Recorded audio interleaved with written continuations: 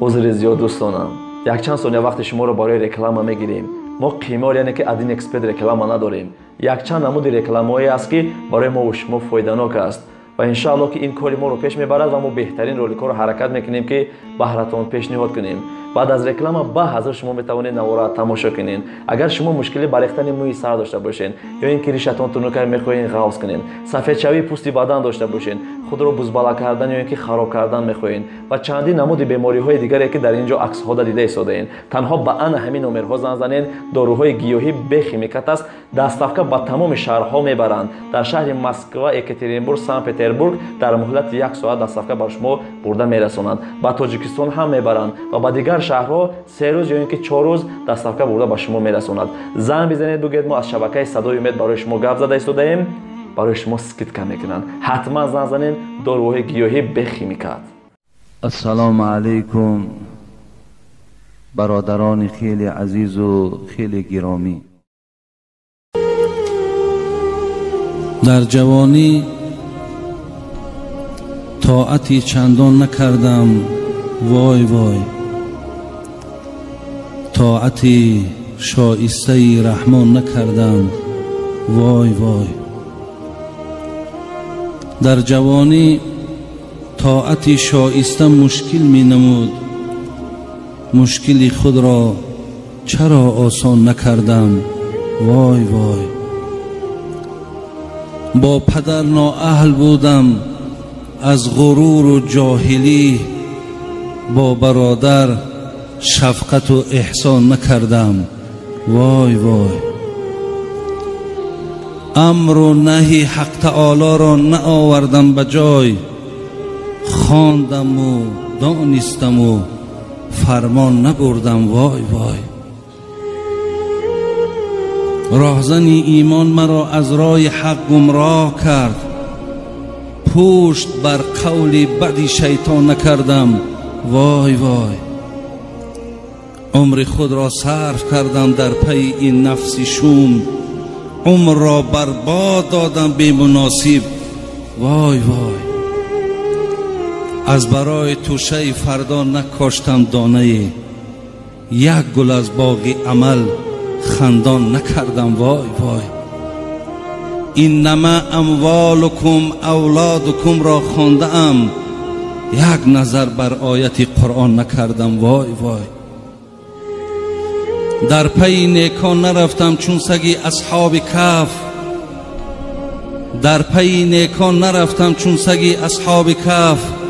چند روز خدمتی مردان نکردم، وای وای. نه طواف کعبه و نه خدمتی صاحب دلان، یاد حشر و تابعی میزان نکردم، وای وای.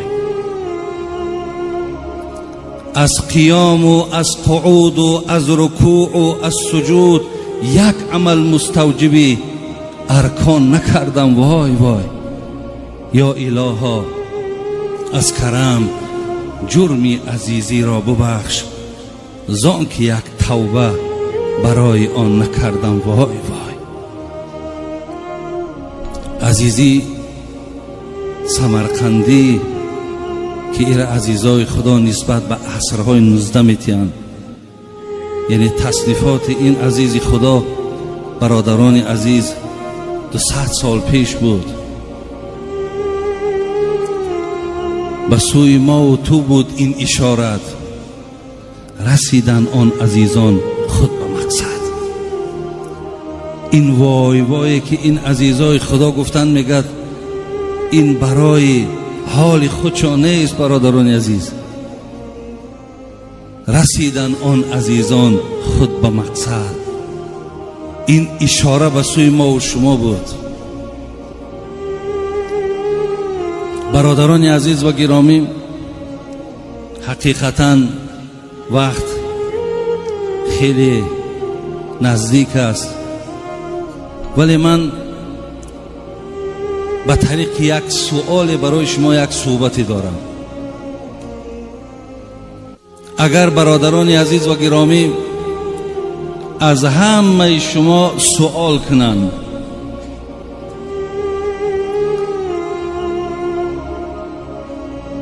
کدام نعمتی هست که خدا به شما داده است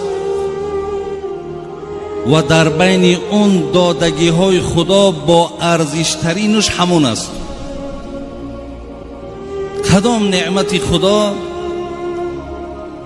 وقتی نصیب شما شد و در بین اونها قیمتترین همون نعمت کدام است؟ برادران عزیز،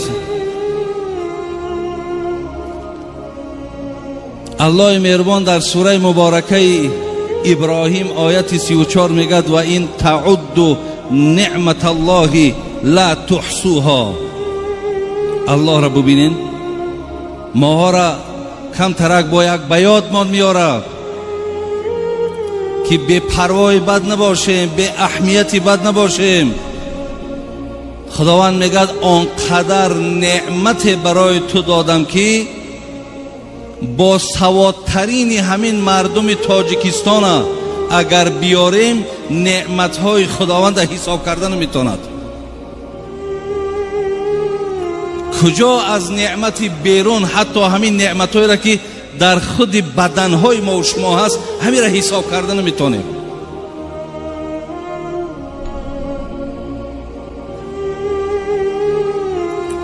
پس برادران عزیز و گرامی، همین است که حبیب خدا گفتند عملهای شما را جنت نمیبرد. گفتند حضرت خود شما را هم عملهاتون جنت نمیبرد؟ گفت خود من هم عملم جنت نمیبرد، مرا رحمت خدا به جنت میبرد. زیرا در عوض این قدر نعمتی که خدا داده است برادران عزیز، با عبادت اینها را ما بجا آوردن نمیتونیم. پس وقتی که نعمت هایی که خداوند برای ما و شما داده بوده است به عدد بوده است، در حساب اونها ما و شما که لال ماندگیم حساب کردن نمیتونیم. پس سوال همین است، با ارزشترین نعمت در بین این نعمت هایی که الله بر ما داد چی هست؟ شاید برادرای عزیز جوابها هر گونه باشد. ممکن شخص گوید که فرزند بهترین نعمت خداست. شاید نفر گوید مال و ثروت بهترین نعمت خداست. شاید دیگر آدم پیدا شود گوید که تن صحت بهترین نعمت است. شاید کسی دیگر پیدا شود گوید زیبایی که خدا به انسان داده است بهترین نعمت است. خلاص هر کی یک چیه میگوید. ولی بعد نعمت اسلام برادران عزیز، بهترین نعمتی که خدا به انسان داده است این وقت است. وقت. شاید برادرای عزیز وقتی که من وقت میگم، ولی توغرل میگه بینای طاقتم را سوخت توغرل مصرعی بیدیل. توغرل میگه همین مصرهای بیدیل میگه تماما حیات ما دیگرگون کرد، مقصد جگرها ما سوزان. بینای طاقتم را سوخت توغرل مصرعی بیدیل که طاق عمرگر بیش کس ممکن نیست تعمیرش. یعنی مساله هایی که عمر می سازند برادر عزیز، اون مساله ها یکی همون وقت است.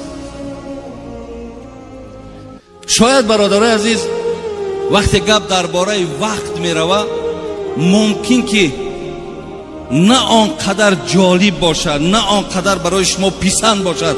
برای چی؟ برای که شما به قدر همون وقت نمی رسید. وقتی که شما به قدر وقت نمی رسید، ارزش وقت که نمی دانید، حتی در گردش صحبت هم بسیار بی تأثیر می ماند. ولی برادرای عزیز، علما چگونه حضرت داملا از آیت های قرآن، کلمه های قرآن، حرف های قرآن برای ما و شما بیان کردن. علما میگن در قرآن 74 جا خداوند با شب قسم خورد، 54 جا با روز قسم خورد. بینین خداوند میگه واللیل اذا یغشی، و النهار اذا تجلی. خدای مهربان میگه و الضحی و اللیل اذا سجی. خدا میگه و الفجر. خدا میگه و لیال عشر. خدا میگه و العصر. بین خداوند به چیزهای قسم میخورد که اونها ارزش دارن. الله را بین با وقت قسم میخورد که این شب و روز، این زمان، اینها ای وقت عبارتند. زیلهاز برادرای عزیز، شاید که ما باز تکرارم شود، ما به قدر وقت نمیرسیم. آیتی هست برادرای عزیز در سوره مبارکه مؤمنون، آیت 99 و 100. اعوذ بالله من الشیطان الرجیم.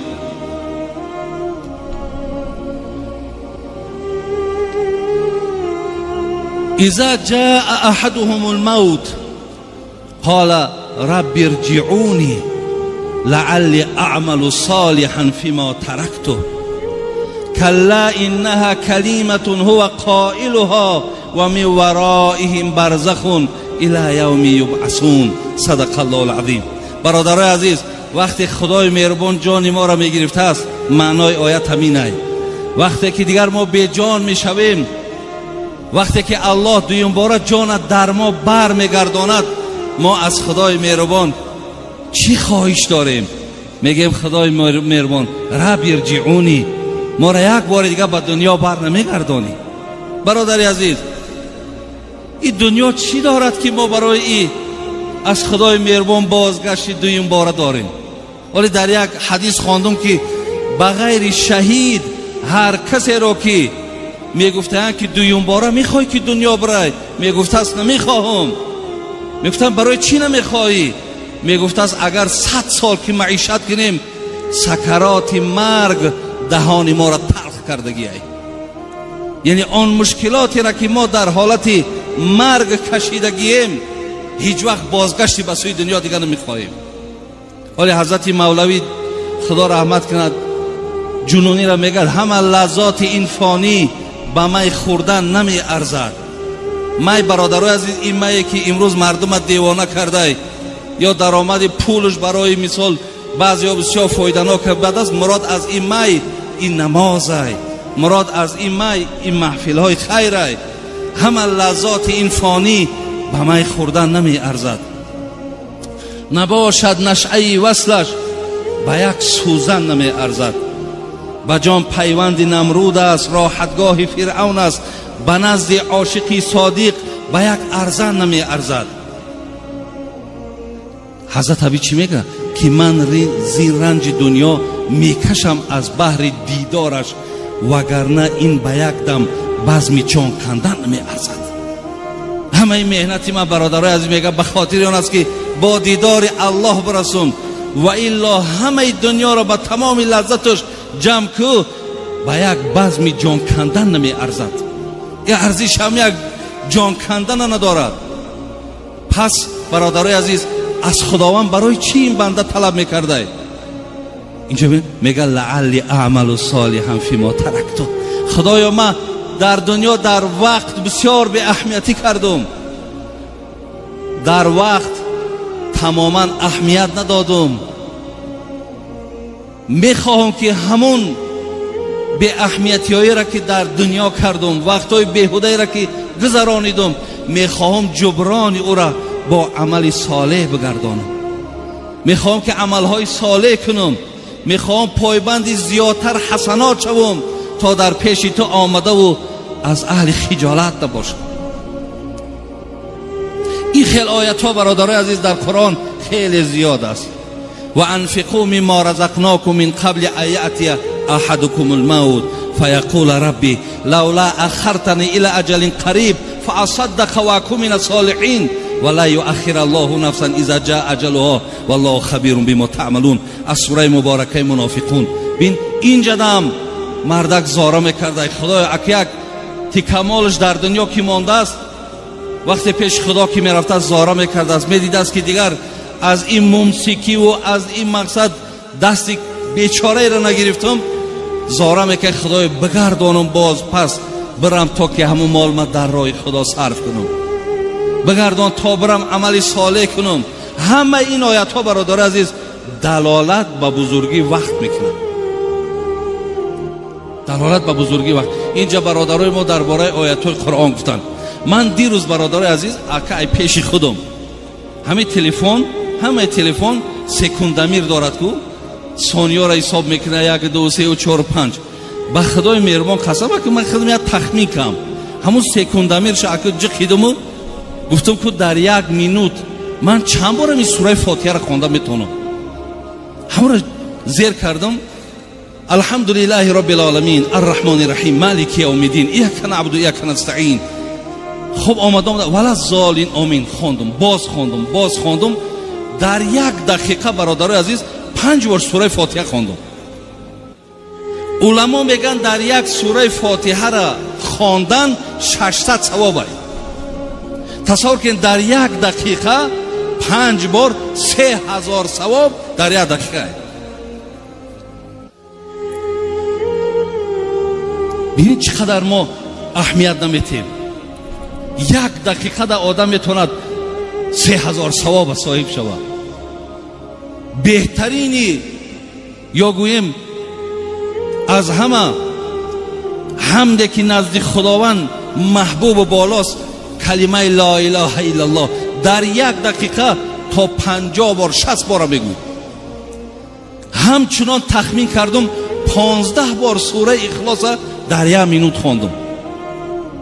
برادر عزیز ما میتونیم اینا بین 45 میشود 5 مینوت دیگه مونده است. ای کی میشود گفتم کی میشود قد میگذرونیش. اگر همون 5 دقیقه ده تا اگر از امینا از ذکرها اگر بگذرانی بین چقدر ثواب دیگر در رمضان جمع میشود. زین لحاظ برادر عزیز وقت بسیار. حتی حسن بصری یک سخن زیبا داره میگه وقتی که آفتاب روشن میشید است روزی نو که می آمده است میگه همین روز به آدمیزاد میگفته است ای فرزند آدم من شاهدی همه کارهای تو هستم، پایبندی کارهای خوب شو تا زیرا اگر من رفتم دیگر بازگشت ندارم. حقیقتا برادرای عزیز وقت کشتن وقت گذرانیدن راهش زیاده ولی وقت زنده کردن راه نداره. وقت کشی آسانه ولی وقت زنده کردن نیست برادرای عزیز و گرامی. یک قصه شیخ سعدی میارد میگد ز عهد پدر یاد دارم همه، ز عهد پدر یاد دارم همه که باران رحمت بر او هر دمی. در آوان طفلیم لوح و دفتر خرید، ز بهرم یکی خاتمی زر خرید. شیخ سعدی میگه خدا که پدر ما رحمت و مغفرت کنه دست ما گرفت میگه و بردکم مقصد بازار کتابم خرید، لوازمات مثال تعلیمی را گرفت، حتی یه لوح هم برای قرآن خوانیم گرفت. ولی دادرای عزیز ما و شما عجیب شدگیم همین قدر قرآن خوانی دور شدگیم. نمیدانم برای چی سببه که شما قرآن نمیخوانیم. یک نفر میگه نزد حضرت انس روایت میکنه میگه یک کس پیغمبر گفت هل تزوجت زن گرفتی؟ گفت والله لا، گفت ما اتزوج به. حضرت قسم به بزرگی خدا زن ندارم، یکی یگون مالی ندارم زن بگیرم. برادر از پیغمبر چیش گفت؟ گفت الیس لک قل هو الله احد. گفت سوره قل هو الله احد میدونی؟ گفت بله. گفت ثلث القرآن این سیاق قرآن است. گفت الیس لک اذا جاء نصر الله والفتح سوره اذا جاء را میدونی؟ گفت میدونم. گفت ربع القرآن این چهارک قرآن است. همچنان گفت سوره کافرون میدونی؟ گفت میدونم. گفت ربع قرآن است، چهارک قرآن است. گفت سوره اذا زلزلت هم میدونی؟ گفت میدونم. گفت این از چهارک حصه قرآن است. بعد حضرت آخر گفت تزوج زن بگی مقصد زیاد که سوره قرآن است. زیاد که تلاوت قرآن، یعنی از مال از زن و ای فرزند دا گفت تلاوت قرآن مهمتره. برای می برادری عزیز، این قرآن خواندن یا قرآن تعلیم گرفتن این یگان زیان ضرر به جامعه ما، به یگان سیاست ما نداره. ای قرآن خواندی در حق جان دعا میکنی، برکت قرآن که الحمدلله این ملک بین تنجی شوی، آماری شوی، اخلاق خوب شوی، همه ایو هم از طفیل قرآن هم از برادر عزیز. برای همین شیخ سعدی گفت همین را خرید داده کمو، یک انگشتری قیمت من خرید. بدر کرد ناگاه یک مشتری با خرمای از دستم انگشتری. یک آدمی هوشیار بود است، دیده زده است شیخ همین یک انگشتری قیمت های یک دانه که خرما را آوردادش گفت بچه بگیره مرا انگشتری را. میگه انگشتری را دستم گرفت، چون نشناسد انگشتری طفل خور، چون نشناسد انگشتری طفل خور لبه با شیرینی از وی توانند بور. با شیخ سعدی گفت وقتی که من که کودک مقصد طفل چی میدانه انگشتری چی ای، چی مقدار ارزش داره، با یک دانه شیرینی انگشتری را مرده گریب بر رفت. لیکن مقصد حضرت چی ای؟ تو هم قدر عمر خود نشناختی. ببین تو هم قدر عمر خود نشناختی که در عیش شیرین برانداختی. میگد شما هم میگد همین خیل، شما هم رنگ همون کودکی که انگشتری را قدرش ندانست، شما هم به قدر همین عمرتان، به قدر همین وقتان نرسیدین، نشناختین. زین لحاظ برادرای عزیز اکو در این نسبت صحبت ها زیاد است. از این لحاظ من انشاءالله امیدم همینه که شما به قدر همون وقتی که میگن خب انشاءالله شما میرسین، احترامی مثال به وقت دارین، قدر وقت میکنین و در برابرش خدا خواهد شما نزد خداوند پاداش و ثوابتون میگیرید. برادران من پیش از آمدنم ای سحر همین قدر زنگ های زیاد شد که تمام مهاجر مسافرهایی که داریم در بیرون تاجیکستان همش خواهش کردن در حقمون دعا کنیم. آدمایی که اعتکاف شیشتن بیچاره همش خواستن که در حقمون دعا کنیم. اینجا در مکه داملا از نام یک مادر بیمارم گوشزد کردن که و یک چیزی دیگر عجیب گفتن. یک 3 زنک زنگم زد گفت داملا مقصد ما همین صحبت ها را خیلی مردم از اینترنت ها و دیگر قدی گوش میکنن. گفت ما زن دیمیم، همین مردکایی که زن دیم گرفتگی هم بگینشان که عدالت هم جاری کنن، دقشون دعا کنیم که مقصد ما زن دیمیم و تماما دیگر یگان سراغ و پی نداره. از این لحاظ گفت در حق همه همین ماها هم دعا کنن. گفته خدای مهربان همه برادرایی که درخواست دعا کردن تمنیات و مقصدهاشون خدا حاصل کنه و این محفل چی محفل خیری هست. خدای مهربان اون پاداش اجرهایی که در داخل این است برای همه شما الله مهربان نصیب بگرداند. ربنا افتح بیننا و بین قومنا بالحق و انت خیر الفاتحین. آمین. اینجا پیش شیشتنم همین شانه ما براوردم، ریش ما شانه کمون من تا نگاه کم اینجا مردکای بیریش بسیار بوده. گفتم یکی خدای دادیلشون میدرو را حواسشون میکنه که همین ریش شانه کردن یگان تاکید که خداوند خی بریش شیده باشین ریشاتون مونین. یه هم انشاءالله پیروی از سنت پیغمبر مونه، این محبتی به پیغمبر خدا های انشاءالله ثواب زیاد میگیرین. خدا همتون نگهبان باشه. در جوانی طاعتی چند